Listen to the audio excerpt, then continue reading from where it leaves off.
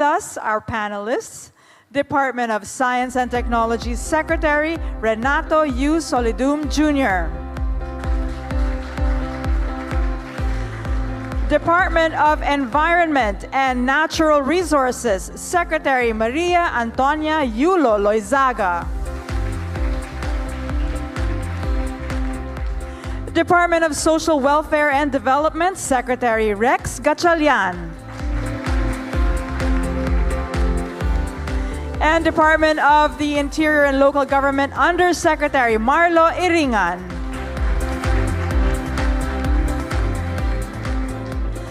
The President highlighted during his SONA, and I quote, "Precisely because of our inherent vulnerability, we are proactive advocates for heightened climate responsibility and justice on the global stage. To this end, we have secured a seat on the board of the Loss and Damage Fund. Further, the Philippines has also been selected as host country." Secretary Loizaga, a big congratulations to the DENR for this feat. Please explain to our audience the significance of our seat at the board and our hosting of the board of the Loss and Damage Fund. Thank you very much, Daphne, and good afternoon to everyone. The Loss and Damage Fund Board was really created to establish governance over what will be a new fund, which is the fund to respond to loss and damage of mostly climate vulnerable countries, developing countries especially, and that is the focus of the fund. What is important is this.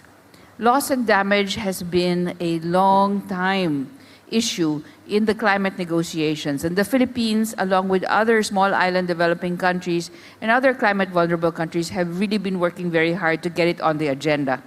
In the last COP, COP28, it was finally included on the agenda and the creation of the board was finally approved. What is the significance?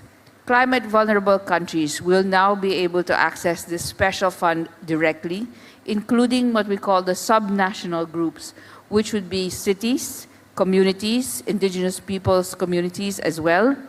And the importance of that is that the resources of the fund will go directly to the most vulnerable in the different developing countries that the fund will service. The Philippines is really grateful for the opportunity to represent the climate vulnerable countries in the Asia Pacific. We are here to provide a voice for the most vulnerable, and the hosting of the board here in the country gives us a very unique opportunity to actually demonstrate while we are vulnerable and while we are exposed to the climate hazards, we are also a country that is technically capable, organizationally viable in terms of hosting such an important and complex mechanism to cope with the negative impacts of climate change. Here we are able to demonstrate our nation in terms of its own capability to actually serve not just our own needs, but the needs of the global community. Secretary, the loss and damage idea was decades in the making. It was a long conversation in the international stage. But when it started moving, we knew that it was going to be discussed in the COP, what was President Marcos' vision and what was his homework for you?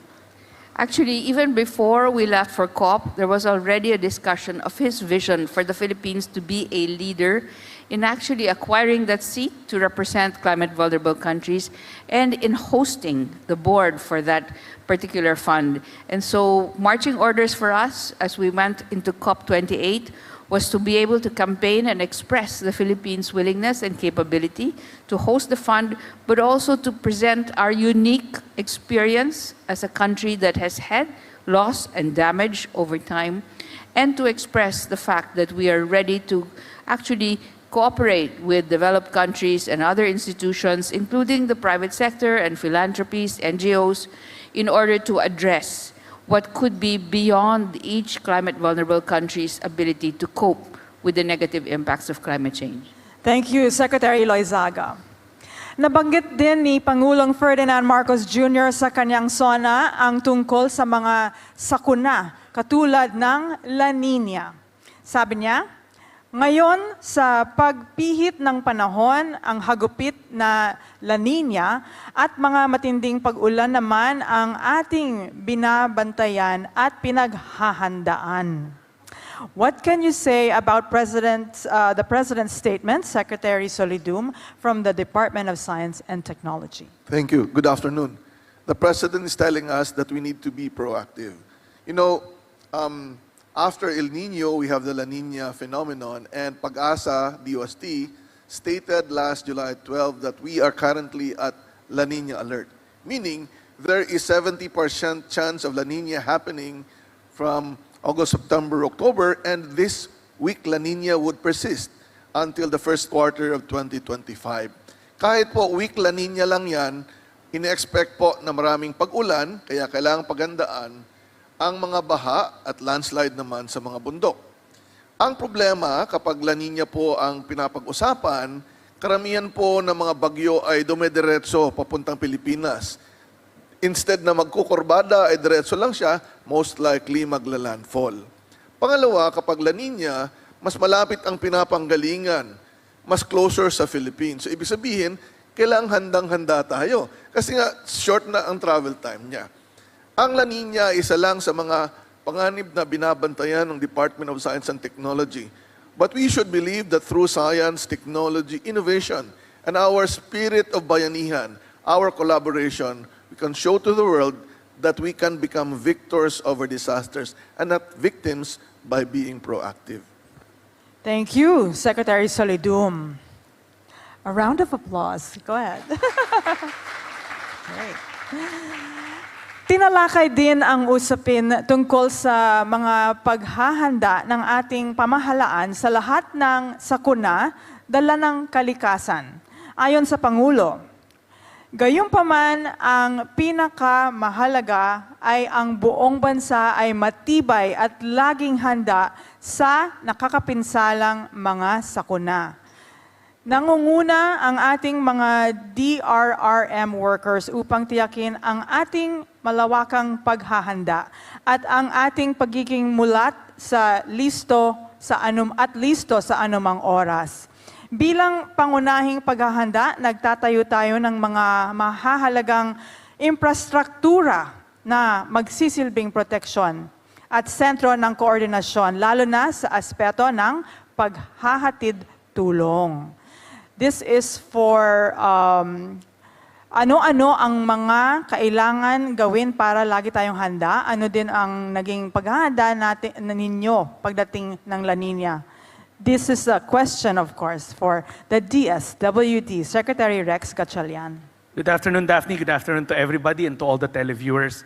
Well, na-capture na ng Pangulo nung sinabi niyang buong bansa handa. We know na climate change has changed the way we look at calamities. Dati-rate, we can somehow ascertain pag summer, we can store things, pagka tag-ulan, we can prepare. But this time around, because of climate change, nag-iba na yung weather patterns. Every day is a different story. So doon sa buong bansa handa program ng DSWD, the instruction of the President was one, to build capacities. So on top of 100 evacuation centers that were built nationwide, we also built the Disaster Response Command Center inside the DSWD main office. Now yung DRCC or the Disaster Command Center ties all our field offices' response into one coordinated action. We want to make sure that using the data provided by DNR and Pag-asa, Pag-asa and PhilVox, we can ascertain kung nasaan namin dapat ilinagay yung mga evacuation center and kung ilan yung nag-evacuate doon at makakasagot tayo na mas mabilis by sending the proper response. On top of that, we also made sure na at any given time, we have around 2 million family food packs spread across the whole nation. These are stored in various warehouses ng local government units, national government agencies, some by the private sector. At any given time, we don't have to move goods out of city centers like Manila, Cebu, or Davao, but rather they're already spread across the entire country. From municipalities to last mile municipalities that we call them, or yung mga geographically isolated and disadvantaged area. So ang instruction ng Presidente, buong bansa handa, we have to be omnipresent at any government has to be omnipresent at any given time. And we're just not doing this for La Nina, we're doing this for any type of disaster, whether it's an earthquake, a volcano eruption, an oil spill, a man-made disaster. Dapat laging handa ang DSWD in terms of response because like I said, we have that series of warehouses spread across the country with close to 2 million family food packs and more non-food items. And then we have this big disaster response coordinating center in the main office of DSWD that's hooked up with our mobile centers across the country that can call in data, I mean not even call in, but they're using technology to transmit data to us so that we can send the appropriate response. And lastly, Daphne, DSWD kasi is in charge of protecting the marginalized, the poor, and the vulnerable. Gone are the days na you go to an evacuation center and the response is one size fits all. Because of the Disaster Response Command Center, we are able to send appropriate intervention for different sectors. When we get the data, they're disaggregated, meaning ilang senior citizen, ilang bata, ilang pregnant and lactating women, so that we know na how to respond to the needs of these vulnerable sectors kasi sila yung mandate ng DSWD. Thank you, Secretary Gatchalian. A round of applause. From Bayan, Laging Handa, we now move to, of course, the DILG, a partner in sa Laging Handa. We need a local government in this. Ang sabi nga ng Pangulo kahapon, noong Enero, inilunsad natin ang Kalinisan sa Bagong Pilipinas program kung saan pinakilos natin ang ating mga barangay upang maglinis sa kani-kanilang komunidad. Sa 5 buwan lamang, mahigpit 40,000 tonelada ng basura ang nakolekta ng mahigit 22,000 mga barangay sa buong bansa. Inaasahan ko ang tuloy-tuloy na suporta ng mga lokal na pamahalaan sa paglilinis sa mga pamayanan. Undersecretary Ringan, please give us a detailed background about Kalinisan sa Bagong Pilipinas program and how this is related also to disaster risk reduction. Thank you very much and good afternoon, Ms. Daphne, and good afternoon, everyone. Kami po ay nagagalak at kahapon sa kanyang SONA ay nabanggit ng ating mahal na presidente ang tungkol sa Kalinisan program. Because it highlights not only the initiative of the Department of the Interior and Local Government, but also the role of our local government units, particularly our barangays. For everyone's information, we have like 42,000 barangays in the whole country. And we want to focus on the contributions of these barangays in overall attainment of the aspirations of the President for our country. Base po sa patnubay ng ating Presidente at aming kalihim, Attorney Benjamin C. Abalos Jr., ay inilunsad namin itong kalinisan noong January 6. At mula noong January 6, between January 6 and now, as mentioned by the President, more than 40,000 tons of trash have been collected. And it involves, like, we have visited 883,000 sites and covering the barangays in the whole country. But more than the trash that were collected, what we want to highlight is that the special feature of the Kalinisan program does not only involve barangay officials, but also the whole of citizenry. Because we want to perpetuate, sustain the time-honored tradition of the Filipino, which is bayanihan. Tulong-tulong po. You can just imagine, we have 42,000 barangays, and like there are only 20 barangay officials per barangay. There's only 800,000 hands. But if we are able to mobilize the 115 million Filipinos, times 2, that's 230 million hands helping one another in ensuring cleanliness, not only cleanliness, but also well-being of our communities. So moving forward, we plan to elevate the Kalinisan program into an awards and incentives program, which will also integrate the role of the barangay in Republic Act 9003, kasi yung barangay dapat, according to 9003, is where the waste segregation and the waste reduction should emanate. So moving forward, we look at providing incentives and awards to most deserving barangays all over the country. And also, of course, nabanggit po kanina yung La Nina.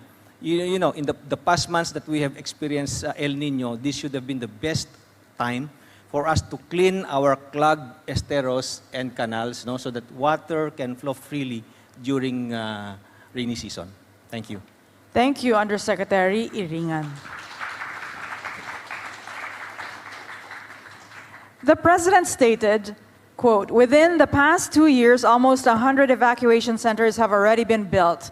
While in January of this year, we started the operations of our Disaster Response Command Center, which shall serve as the central hub for the government's disaster response efforts."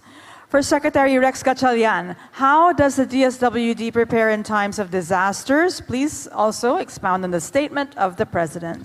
Well, Daphne, as I mentioned a while ago, being prepared for a disaster is a 365 days a year activity.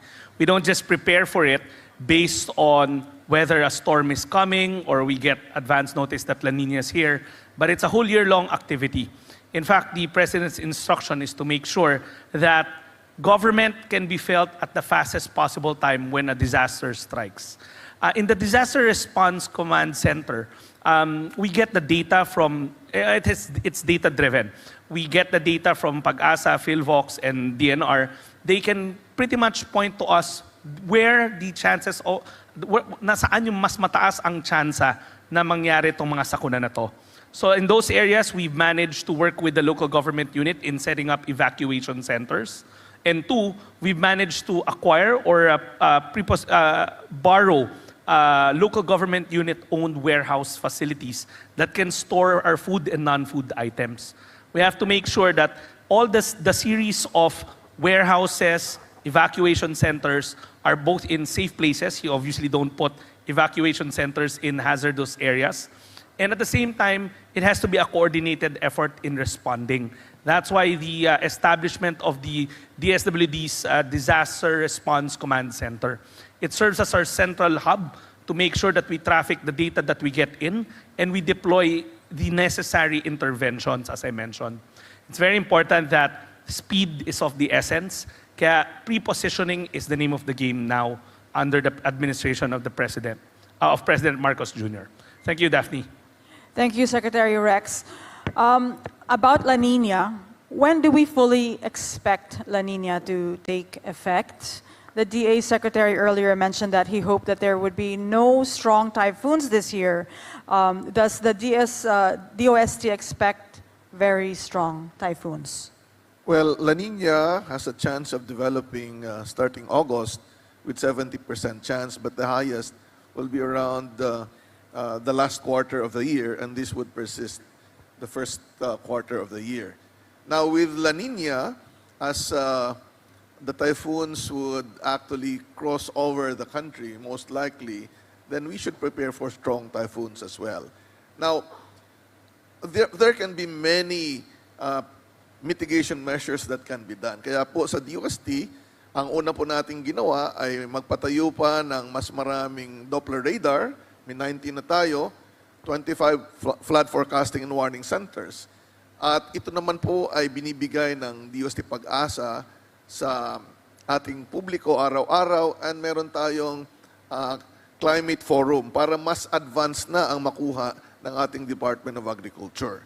So importante po na talagang tutukan natin ito kasi nga ang La Nina maraming dalang ulan, kaya kailangan tayo maghanda. At nakikita na natin yung epekto ng pag-ulan. Sa ngayong araw at kahapon, mayroong mga lugar na naapektuhan ng pagbaha. Thank you, Secretary Solidum. For the DENR, what other efforts are we doing to ensure our country's climate resilience? Secretary Lizaga. Thank you very much, Daphne. So in the DNR, what we are really most in charge of is what we call nature-based solutions to the climate crisis. And here is where we play a crucial role in terms of managing our forest areas, our rivers, our coastal areas, including mangroves. We are here to ensure that the protected areas remain protected. We have now completed the profiling of all our 114 legislated protected areas, and we're in the process, in fact, of actually assessing what condition these protected areas are in order for us to make sure that in fact they provide the ecosystem service that they need to provide in order for us to be able to manage floods, in order to ensure that there is water where water is needed. Secondly, mangroves are here for us to prevent storm surge hazards from actually affecting our communities. We'll be launching in a few days the first Philippine mangrove map. That is work that we're doing with the Philippine Space Agency and citizen scientists all over the country. Thirdly, we are working very closely with the DPWH and the NIA, the National Irrigation Authority, to actually be able now to design multiple-use infrastructure that not only ensures that we have water when water is needed, but also, in fact, to control floods. So these multiple-use infrastructures are the subject of now a consultation between DPWH, NIA, and the Department of Environment and Natural Resources.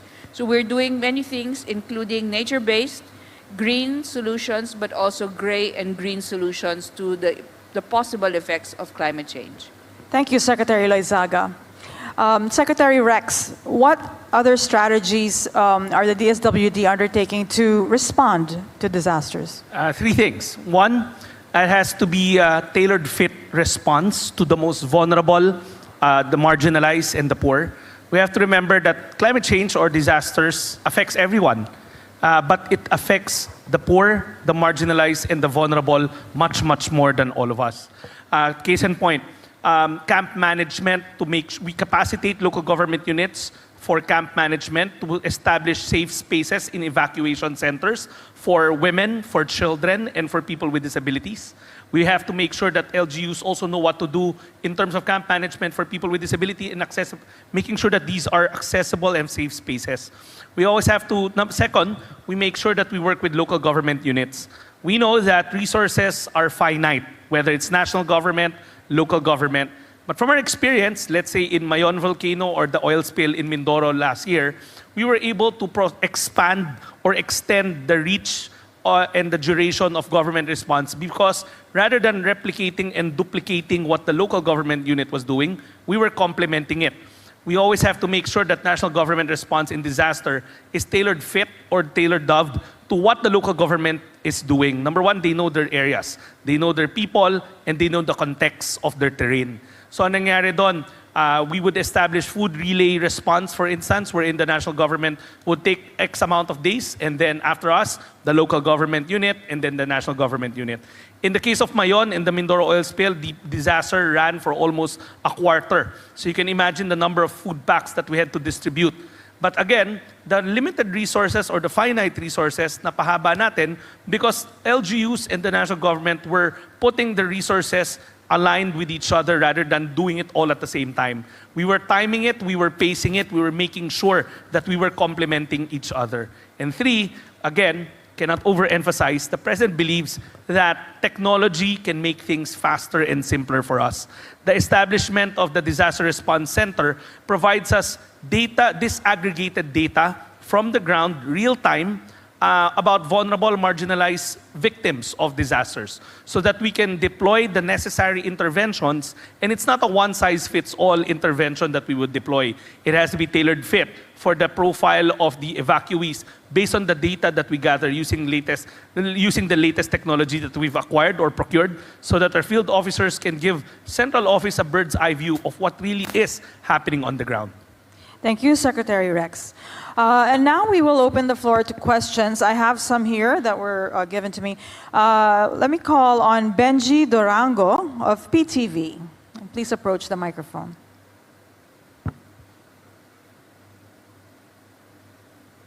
Magandang hapon po, Secretaries, Yusek, ma'am. Kay Secretary Gatchalian po.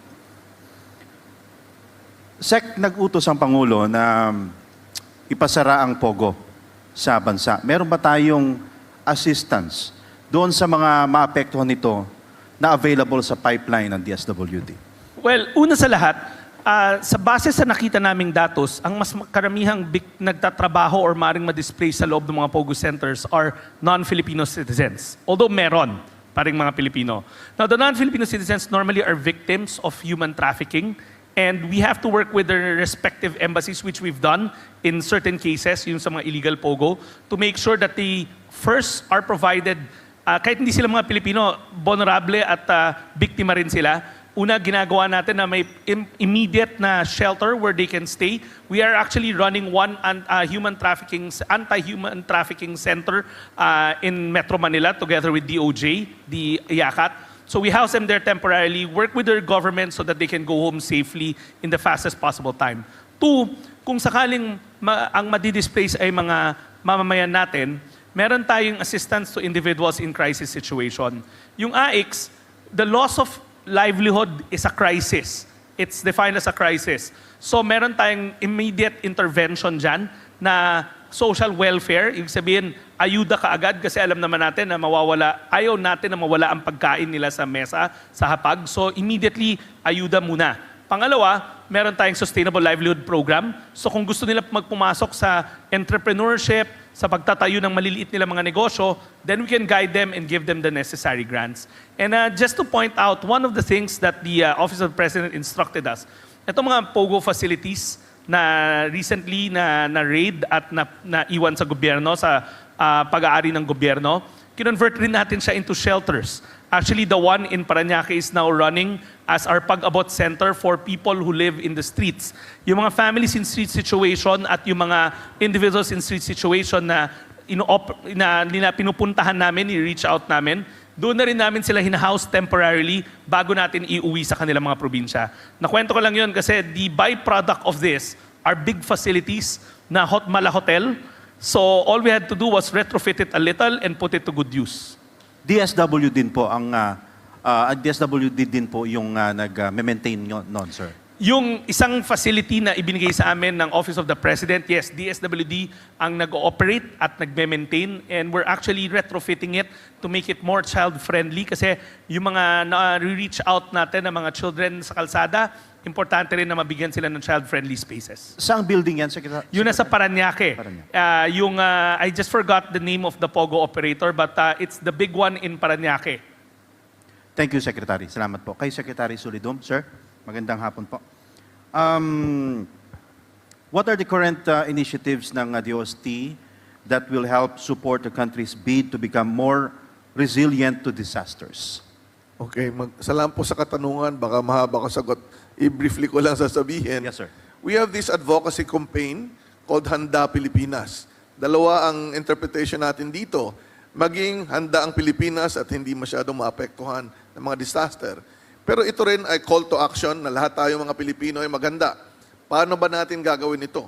3 paraan. Una, mapababa ang risk before the hazard would occur.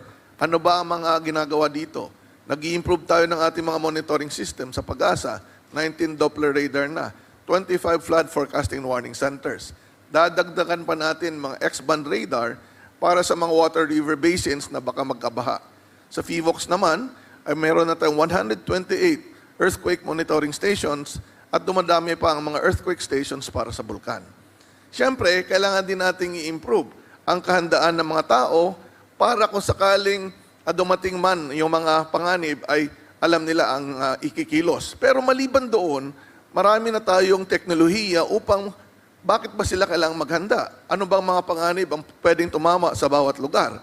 Kaya meron na tayong Geo-Risk Philippines Initiative kung saan in 30 seconds pwede na nating malaman yung mga panganib na pwedeng tumama sa bawat lugar sa Pilipinas. Kung kailangan namang maghanda sa iba't ibang mga panganib, kailangan din natin bigyan ng inobasyon ang ating mga local government and disaster manager. Sa tulong po ng isang inventor na nag-invento ng mobile command and control vehicle, ay nagpamahagi po tayo ng tinatawag na MOCO vehicle sa ibang mga LGU na talagang kailangan. Maliban dyan, meron tayo mga exhibition ng mga technologies sa Luzon, Visayas, Mindanao, at bawat rehiyon meron ito. At bukas nga po ay magkakaroon tayo ng Visayas leg ng Handa Pilipinas campaign na kung saan iba't ibang mga teknolohiya, mga application, mga rescue equipment ang pinapakita. Pangalawa na kailangan nating gawin, kapag dumating na yung panganib, ay kailangang maganda at epektibo ang ating pagre-responde. Ibig sabihin, meron tayong preparedness to respond. Yung ating mga drill ay patuloy pong ginagawa, pero para magkaroon ng tamang pagsasanay, kailangan din nating ma-assess ang mga building kung talagang bibigay o hindi kapag mayroong paglindol. Meron pa po tayong mga application para malaman ninyo, babagsak ba o hindi yung bahay ninyo pag dumating lang doon. Pangatlo, paano tayo makakabangon ng mabilisan? Siyempre, makakabangon tayo ng mabilisan kung yung first two, yung risgo at ang kamatayan o injury ng mga tayo na pababa, mas madali nating ma-handle yung recovery. Pero ang isang nakita natin sa mga nakarang disaster, mabagal ang ating disaster recovery planning. May ginawa na po ang DSWD through FIVOX, ang Plan Smart Ready to Rebuild, na kung saan pwede nang mabilis ang pagre-recover kasi automated na po ang planning natin for recovery. The first ever automated planning app in the world gawa ng Pilipino para sa Pilipino. At ito i-expand natin sa resilient settlement, sa land use planning, sa pamamagitan ng pagtulong natin sa Department of Human Settlement and Urban Development. So ilan lang yan sa mga technologies na available, pero siyempre, kailangan nating ipalaganap ang mga ito, at ito ay pwede natin gawin sa exhibition, at siyempre, pagbabalita ng ating mga kasamahan sa media. Maraming salamat, Secretary. Thank you, Secretary. And thank you, Benji Durango. You mentioned, Secretary Solidum, this new app and all the mapping that you're doing, and I know that the DNR is very much also going through that process of geospatial mapping. And I just found out over lunch that you were saying that we actually in the Philippines are leading this conversation on inventories, geospatial mapping, and things like that. Paano natin nagagamit ang tools na yan? Are there any specific programs that your departments have done that you're already using and that we're seeing already in action? For whatever we do in governance, the key to everything is proper planning. And proper planning would need the right data and the right information. All of these are being done and continuously being improved. So pagdating sa DSWD, nagkakaroon po tayo ng maraming mga capacity building sa paggamit ng Plan Smart, GeoRisk, yung mga iba-ibang mga innovations na ginagawa ng DSWD. Ito po'y patuloy at syempre kailangan nating mag-partner sa karamihan. Ang ating isang partner dito, yung DILG, kasi sila po ang recipient natin sa mga training at kasama din natin ng DSWD sa mga training na ginagawa upang yung kanilang response ay merong basihan na base sa siyensya at teknolohiya. Thank you. Thank you, Daphne. So sa amin naman po sa DNR, we have what is called the National Natural Resource Geospatial Database. Ano po yon? Ito ay isang pagmamapa, isang sistema na pagmamapa ng ating natural resources dito po sa bansa. Bakit po mahalaga? Kailangan po alamin po natin ano po yung estado at kung saan talaga at kung ilan talaga ang meron na natural resources dito po sa bansa natin. Anong mga natural resources ang minamapa po natin? Number one, ang tubig. We have now completed the entire inventory of surface water dito po sa Pilipinas. Bakit po mahalaga? We are able now to match kung saan po meron resources na tubig in order to actually service yung pangangailangan ng industriya, ng mga communities, at iba pang mga sektor. Why is this important? We have discovered that all over the country, there are still about 40 million people na unserved or underserved dito po sa Pilipinas. So, ang gagawin po natin ngayon, ipa-prioritize po namin in collaboration with the other departments kung saan po dapat ma-identify at mag-invest dito po sa mga water projects sa Pilipinas. Right now, we've already identified 247, and those 247 have now received about close to 100 letters of interest dito po sa mga water projects in the country. Secondly, saan po ang ating forest cover? Of the 15 million classified forest lands po natin, alam po natin ngayon na mga 7 million lang ang covered with forest. Bakit po mahalaga?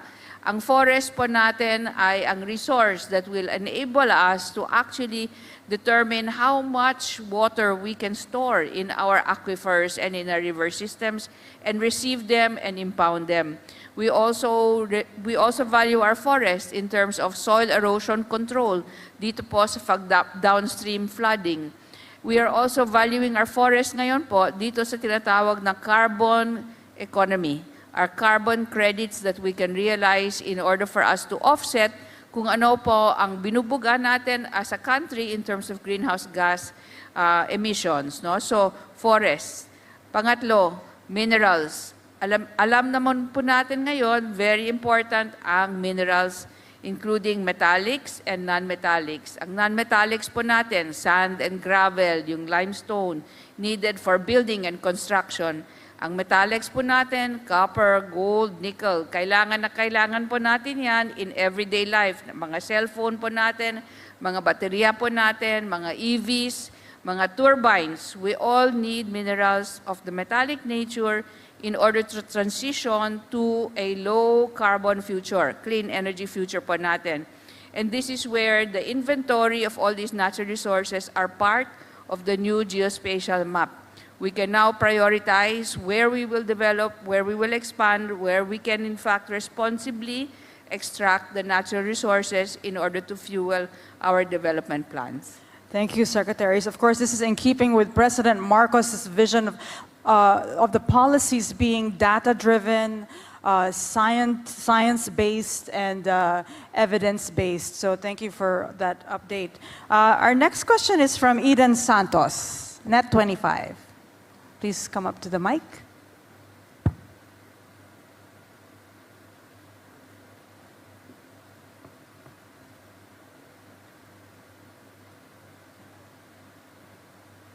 Good afternoon po sa inyong lahat.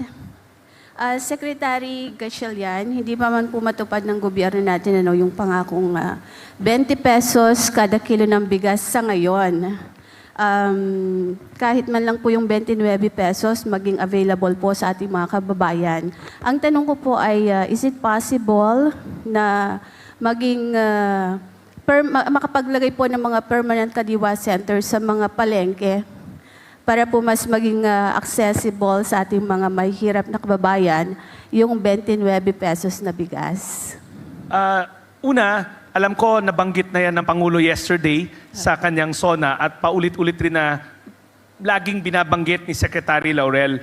Naniniwala ako na yun ang direksyon talaga ng Department of Agriculture to make sure na ang mga kadiwa ng Pangulo ay mainstay na sa mga local government units. Actually, hindi lang nga mainstay, kundi napalawig pa.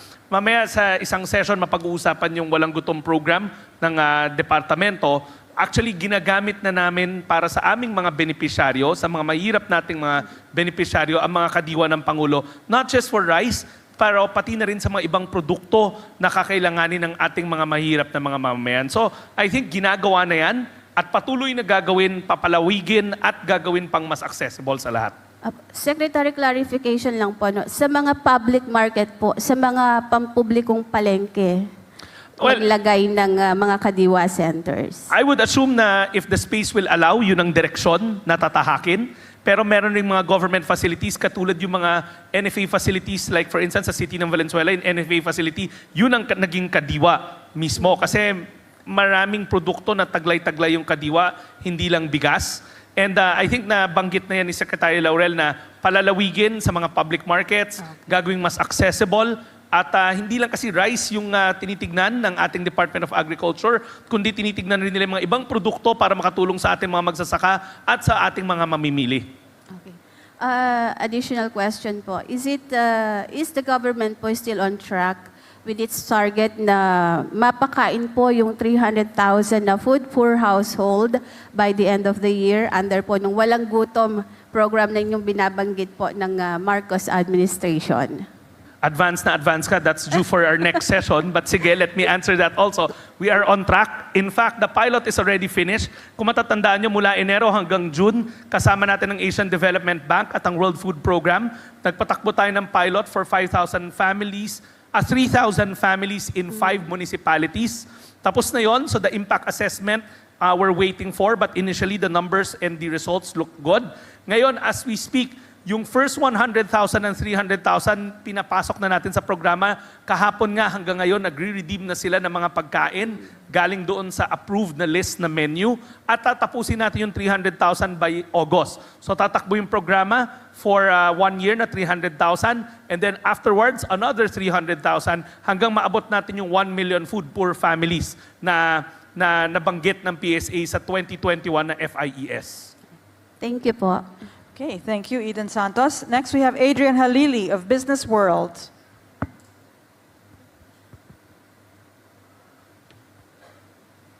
Hello, good afternoon. For Secretary Loizaga, can you elaborate further on the significance of the Philippines hosting the Loss and Damage Fund, and what would this mean for the Philippines in particular? Sorry, Adrian, the second part of your question. What would this mean for the Philippines in particular, ma'am? So again, no, just to stress that the Loss and Damage Fund was a long fight, decades long, in order for developed countries to recognize that developing countries are in fact being inflicted by the impacts of climate change without even being part of the reason why climate change is happening.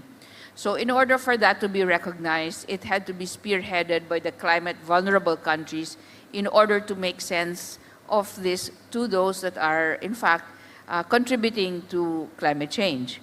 The Philippines led the charge, and the decades-long fight, beginning with personalities like Ditas Mueller, for example. These are all personalities that actually fought to have loss and damage recognized. What does it mean? The Philippines itself is experiencing loss and damage, and we must be able to put our foot forward in order to represent the climate vulnerable.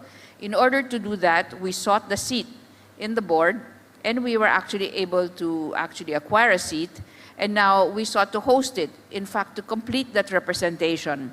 We are able to now declare to all and sundry, in fact, that the Philippines is capable not just of representation in terms of the climate vulnerable, but of course in organizationally and technically supporting the operationalization of the fund.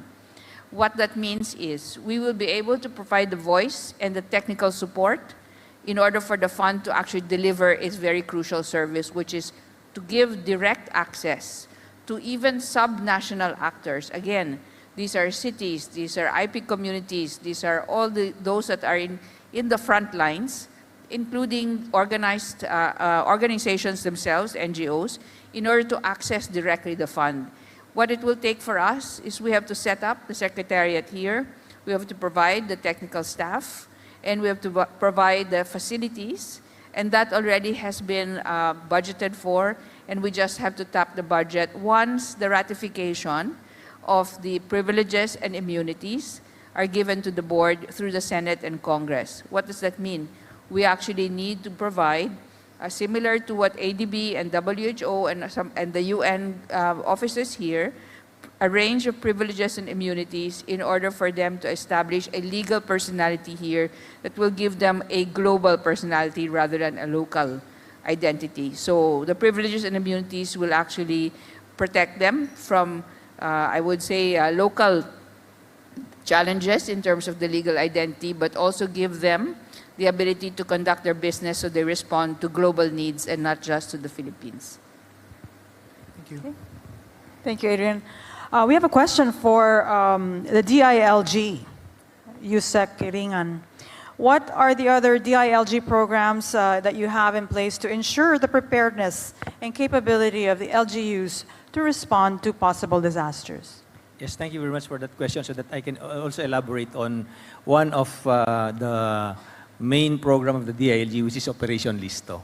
We all know that risks and hazards are becoming more intense and more frequent, and the DILG is the Vice Chair for Preparedness. And as Vice Chair for Preparedness, we came up with the Operation Listo manuals, which contains the Operation Listo protocols for typhoons, volcanic eruptions, tsunamis, earthquakes. We also came up with the manuals for listong pamahalang Pilipino, that's for the household, and listong pamahalang lokal, that's for local government units. The list of protocols contains the step-by-step, the step-by-step actions that local government units should come up with in order to be more prepared and be more resilient to disasters and calamities. And we are happy that the local government units all over the country has already or have already institutionalized the Operation Listo protocols. Moving forward, we are coming up with our infrastructure audit tool. We are working with our science agencies, particularly DOST, DPWH, DepEd even, and the Philippine Institute of Civil Engineers and the Association of Structural Engineers of the Philippines, and also CHED, no, because we want to enlist the assistance or support of our universities and colleges offering civil engineering courses. The students will help us assess the status of the buildings, no, whether they are vulnerable to earthquakes or not. So we hope that we'll be able to come up with the tool before the end of the year so that we can already roll this out to all our local governments, no, all over the country. Thank you, Undersecretary Ringan. Our next question is for the DOST and DSWD, I believe. We have Lloyd Kaliwan from PNA.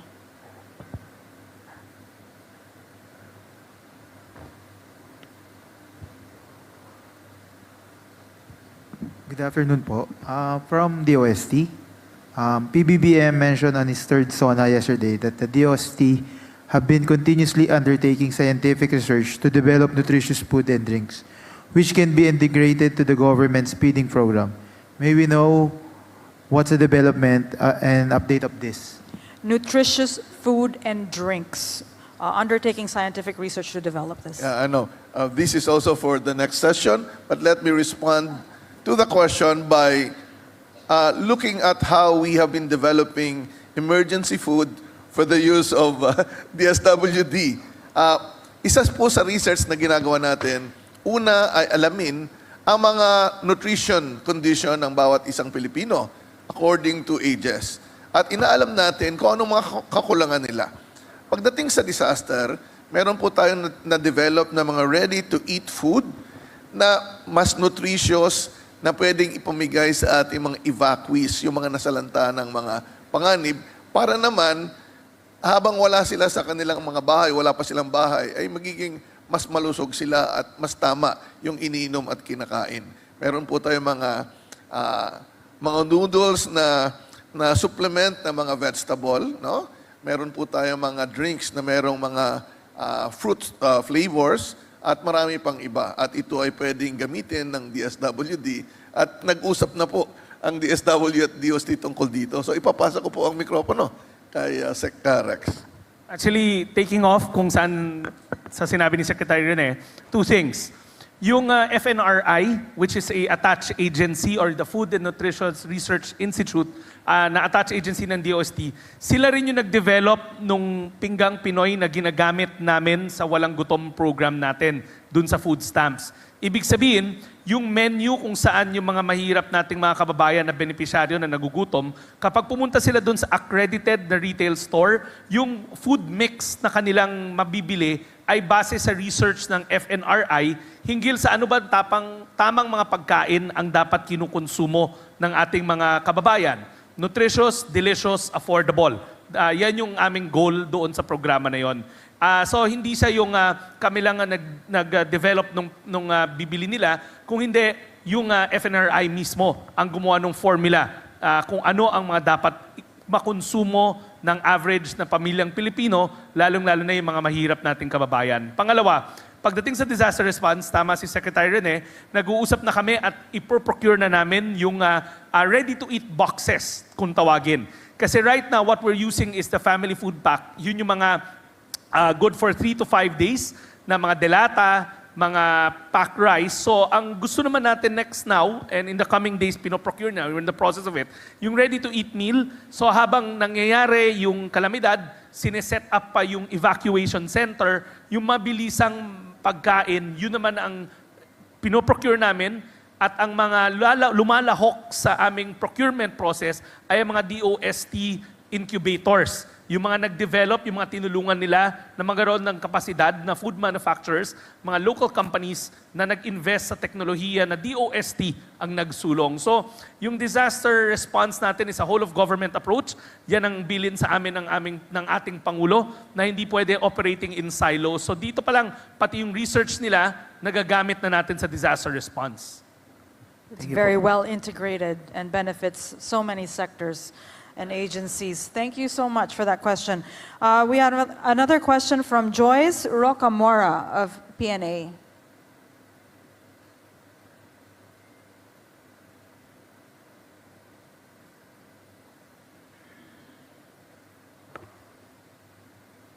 Good afternoon, ma'am. This question is directed to Secretary Loizaga.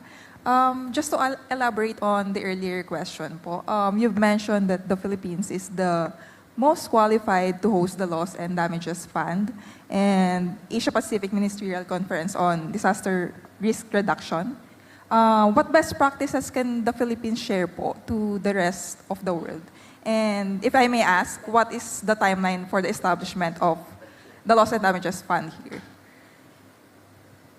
Thank you very much. I think that it's not a secret that the Philippines has had its fair share of all the hazards that can be imagined in terms of the natural world, especially that you have seen that we have ranked #1 in the World Risk Index over time, or in the top 4 or 5 all the time in terms of our risk to different hazards. But let me just point out that the reason why we rank #1 is because our exposure in terms of population, in terms of our economy, is actually increasing. This is actually an affirmation of the progress that we have had over time, especially in this particular administration where acceleration for economic development has really been the core of the work that the President has envisioned for all of us here in the Cabinet. So the best practices, the National Disaster Risk Reduction Management Council and the Office of Civil Defense are actually one of the best examples of the way that we have managed risk over time. Firstly, it's broken down into risk prevention, risk preparedness, response, and recovery. All of that involves all the different departments and their own technical capacities in terms of bringing down the risk and addressing building back better in the future. So that's the first practice. In terms of the DNR, we have been involved in landslide risk and flood risk protection. And so here we are actually downstreamed in our capacity. We are present in all the LGUs in order to provide advice, both to the OCD, but also directly to the local governments. There is an advancement very clear in our early warning systems, and that you've heard Secretary Rene already talk about. And that is held as an example in terms of how early warning actually can reduce risk and prevent hazards from becoming disasters.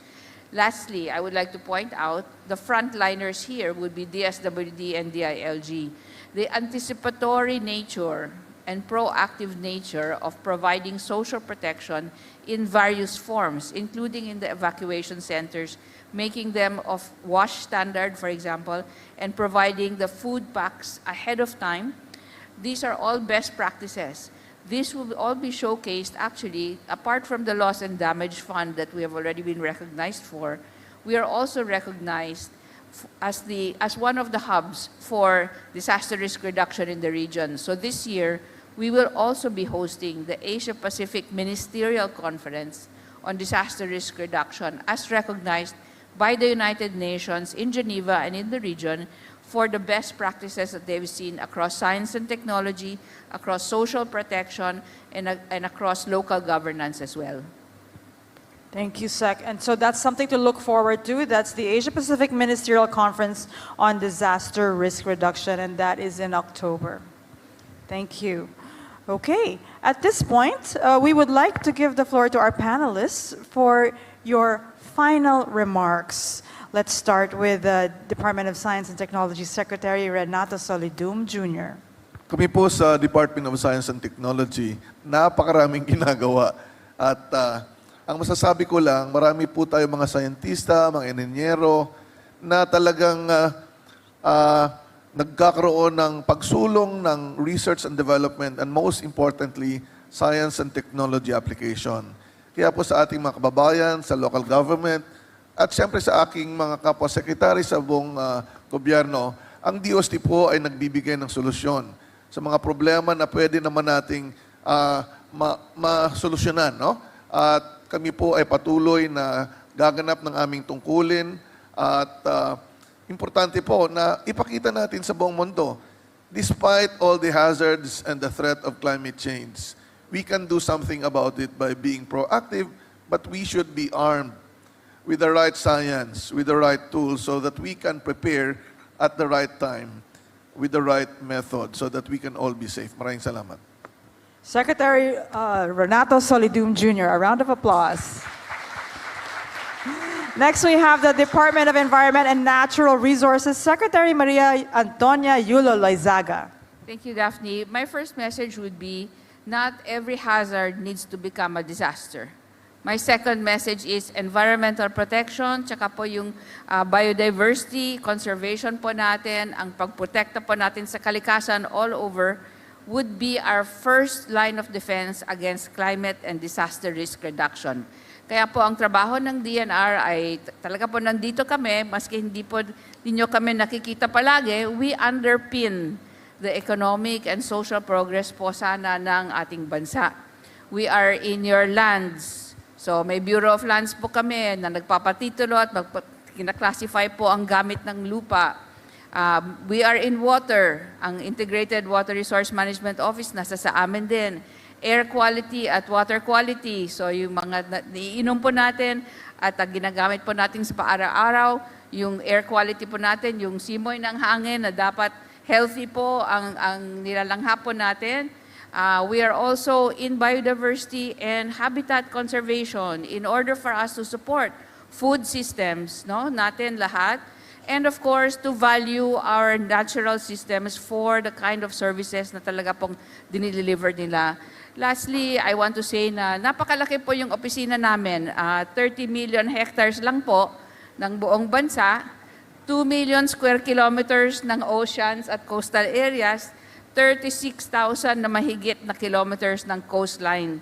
So naririnig nyo lang kami kapag may controversy o kapag may problema, pero nandyan po ang DNR para tumulong po sa atin lahat to have a healthy ecology in order to sustain our social and economic development and growth. So marami pong salamat. Thank you, Secretary Tony Yulo Loizaga. And from the Department of Social Welfare and Development, Secretary Rex Gatchalian. Thank you, Daphne. Kung sila Secretary Rene may mga engineero at scientists, kami may mga social workers kami at mga community development workers. Ang mga tawag nga namin sa nila, mga the angels in red vest, kasi naging signature ng DSWD yung red vest na yon. Pero we're trying to change the way we respond to make it more systematic, organized, and technology-driven.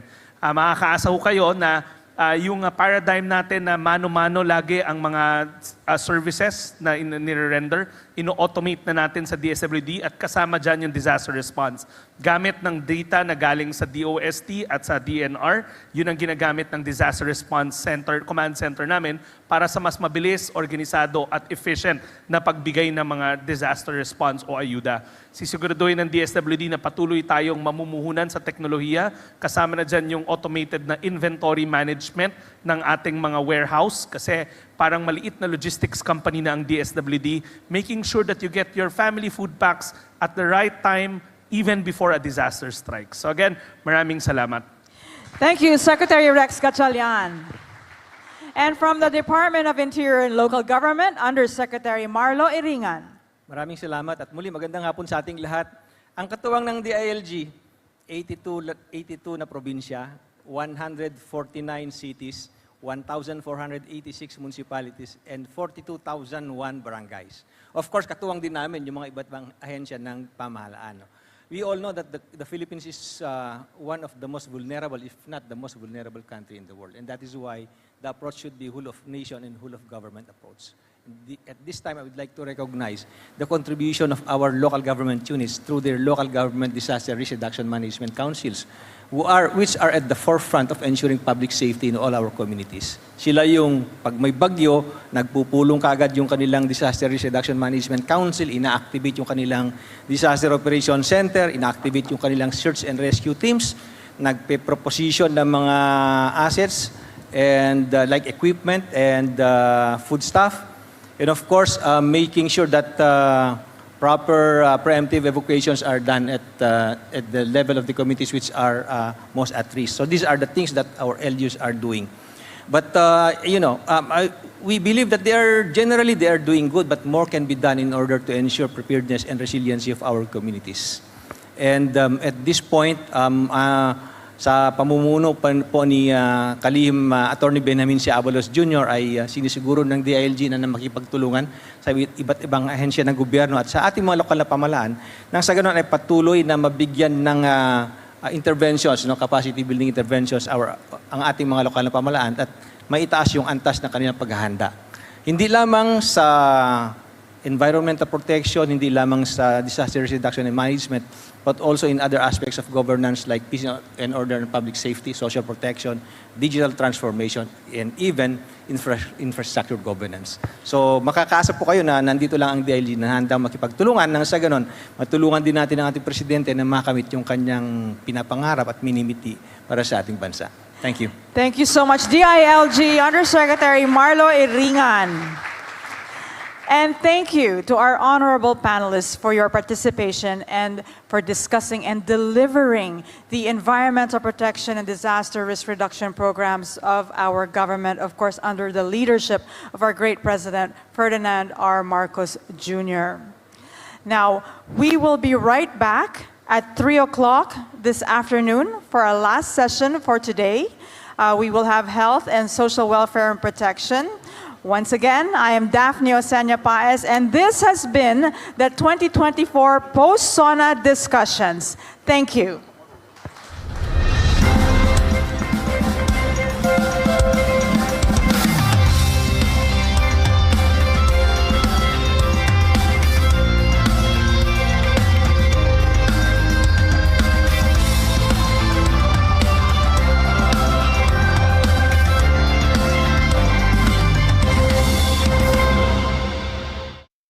Karamihan sa